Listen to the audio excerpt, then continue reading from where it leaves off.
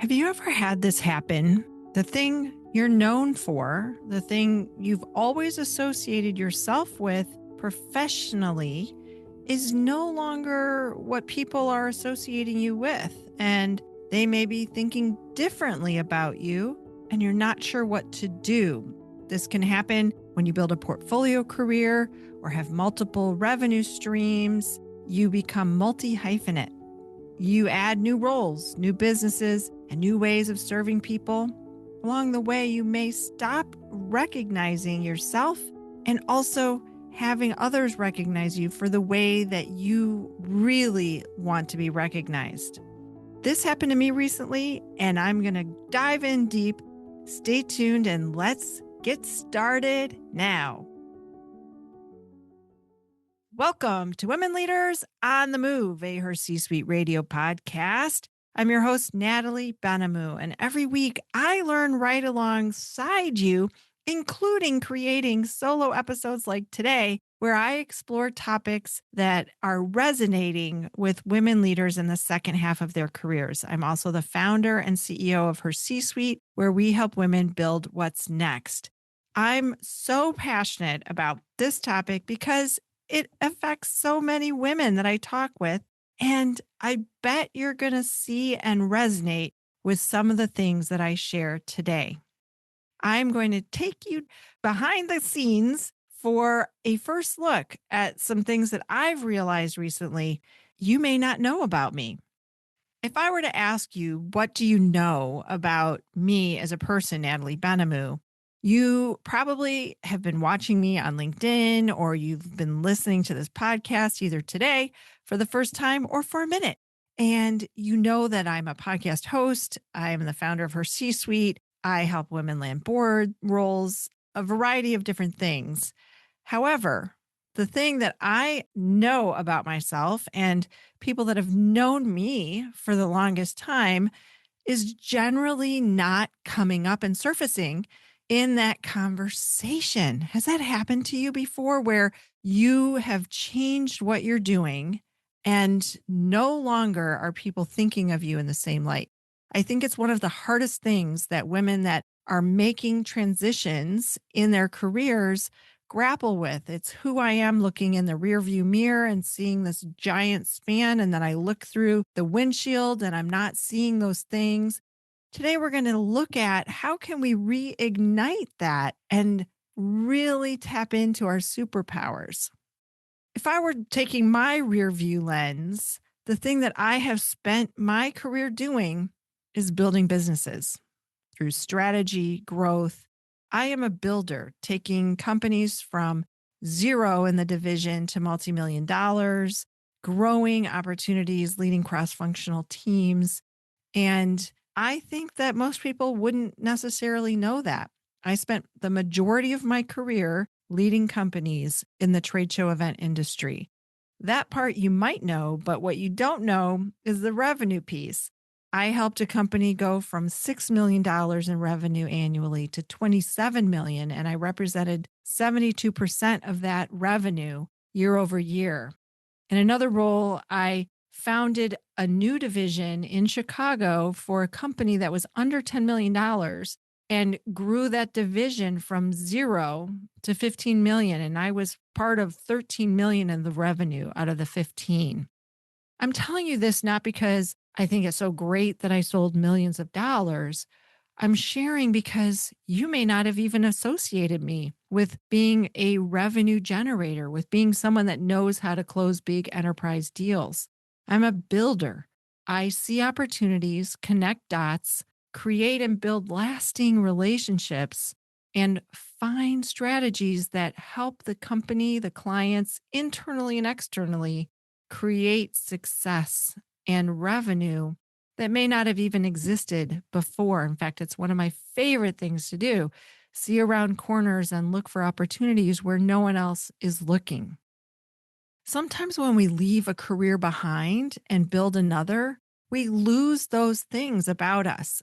I'll tell you, when I left the trade show industry, it was a tough time. It was 2020 and all of the trade shows had stopped. I can remember the day when I had 1,000 trade shows just end. And we had exhibits all over the country. And we thought, oh, in a couple of weeks, we'll go back and pick them up and we'll do these shows and international shows. And of course, you know what happened. I was part of the leadership team that helped the company not only be strategic, but we developed ways for our clients to stay relevant in a time where there was no more face to face marketing and created digital experiential exhibits and helped them still connect with customers in meaningful ways. I've talked about being the lead conductor on the Titanic, that visual, because that's what it felt like. It was very stressful at the time. And when I left the trade show industry at the end of 2020, I really felt like it was time for a new beginning and I wanted to discard everything. Has that ever happened to you where you are excited about a new opportunity and you're just ready to put everything in the rearview mirror? And I did. But the thing is, some of those things that are part of us never leave us. So I left doing in person trade show events on the trade show floor and moved into speaking events, mentoring programs, and all around helping women leaders meet, engage, and thrive. That's the part you probably do know about me. And in fact, so many people recently have said, oh, I just thought you did events, meaning I'm a speaker or that I host all these programs monthly. The thing is, that is really not all the things that I do. And if you've ever been at that crossroads where you're like, well, wait a second. Yes, I happen to be doing these things, but who I am as a leader is more than that. It's bigger than that. I realized that when I said goodbye to what I had done, I might have left a few too many breadcrumbs behind me and not enough in front of me. Trade shows became speaking events for me. So I was still doing those programs. And that's, again, what you might know me for. And client leadership became mentoring and helping women navigate what's next, building a business community for women and helping them thrive together. That was new. That was something I hadn't done before. And so I was really went all in and still am all into that, creating experiences and building those relationships still at the cornerstone. That is what I know and do, but it's a different experience, right? It's not the same. And so I kind of left those things in the rearview mirror and started going forward and also going sideways in terms of opportunities, still working B2B, but not in the strategic executive lane that I had spent the better part of my career. Sometimes we become known for what's visible. People might be positioning you as what they see online. I have so many people that say, oh, you look so busy. You're doing all these great things. You had an event at LinkedIn. You did a board summit or whatever that might be that people reach out to me about, which I'm very thrilled and proud that we did. But they're not seeing all these pieces of me as a leader because I haven't been showing that. Sometimes we shrink away from our superpowers as we step into something new and we forget what brought us here. I've said over and over again, even on this show and when I'm speaking, what got us here won't take us there, but that isn't entirely true. What got us here is what made us be able to take us forward. I was known in the trade show industry as a leader and as someone that solves complex problems, does multi-year MSAs, and was recruited in the trade show industry for really big roles. But then once I left the industry, that story shifted. What's become less visible for me might resonate with you because as you develop, as you grow, as you start to think about multi-hyphenate, multi-opportunities, different revenue paths, you may not have all the things that integrated into your career and has shifted into something new, which is wonderful. What I've discovered recently is the things that I had as a foundation that I always thought people knew about me was totally evaporated. Business development, growth strategy, enterprise sales, relationship building, starting and scaling businesses, seeing opportunities around corners, turning ideas into revenue, that's not the first thing that comes to people's mind. But it is still in my mind. It's still in my windshield of opportunities. I still see all those things as this is who I am and this is what I do, but they've been hidden. Sometimes we hide behind what we know because we're excited about a new opportunity or because we're ready for a change. And I want you to think about your superpowers, the things that you really enjoy doing or that other people come to you over and over again or used to, and you don't want to give those up. Maybe you want to be able to continue to shine light and help others solve problems. This might have resonated with you if you are on a new trajectory, if you're thinking about what you're going to do next, which is really the women that I talk to every day. You take on a new role, you launch a new business, you join a board, you start advising. Maybe you create a podcast like this one. You create multiple revenue streams. Your career's expanded, and the capability you want to be known most for might become harder for people to see, especially in a multi hyphenate world. I know that I struggle with this myself because I do a lot of different things and I enjoy those things. And it's hard for people like me to hone in on one. After 29 years of doing the same thing and I loved it, now I get to do all these things. And isn't it fun? The question isn't if you still have your superpowers. It's really about how can we surface them back and make them visible. Here's 5 ways to reignite your superpowers and stay true to who you are, who you're becoming, and who you want to become in the future. The first thing is identifying what lights you up. It's not so much about the big titles you might have had, although it may be. It's also about the thing that you have done repeatedly across companies, roles, industries, and chapters in your life that really gave you a sense of purpose and I'll even say pride. You enjoyed it. You took pride in what you did. I think that's one of the hardest things for us to stay and walk away from. It's not pride in, oh, I've done these things and aren't I great? It's, I feel happy that I was able to make this contribution. The second thing is realizing and celebrating the wins along the way that got you to this moment, identifying the outcomes that demonstrated your capability and celebrating that, sharing it. I just did at the beginning of my conversation today with you. I'm not one that usually does that. I usually shrink behind those things and say, oh, it was nothing.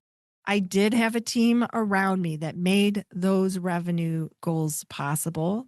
But the strategy, the business development, the relationships, that's what I brought to the table. Sometimes we have a tendency to not take time in the moment because we're busy and we're going to the next thing that we might overlook and discount what those things are that we should be celebrating. For me, revenue created, businesses built, teams developed, partnerships formed, problems solved, opportunities not only identified, but created in a way that no one had thought of before. Those are the type of results that will help you as you start to reevaluate and understand not just your value, but tune into your superpowers. The third thing is to look at how your superpowers are appearing in what you're doing today. You may not be using things in the exact same way as you did before, and it just means that you're able to adapt. Being adaptable is about leveraging what brought you here today and moving it forward into the future to stay relevant and be in demand. Your superpowers are now showing up through different things that you're doing. With the women that I work with, it could be advising, speaking, serving on boards, becoming an entrepreneur. All those things are happening because of what they did to get them to this moment. The fourth thing is to make visible the thing that you enjoy that is a superpower. Update how you introduce yourself. I was just on a call today and I went around the room and had everyone introduce themselves. And I realized at the end, I made an assumption because I lead this cohort of a program in HerCsuite. The assumption I made was, well, everyone knows about me. And after I got off the call, I thought about it and I said to myself, everyone doesn't know about me. And a couple sentences might have given them the insights I'm sharing with you today. What are we holding back from people because we assume they know? They already know you. You've created this business, you've created HerCsuite. Of course, they know you. But I'm here to tell you they don't.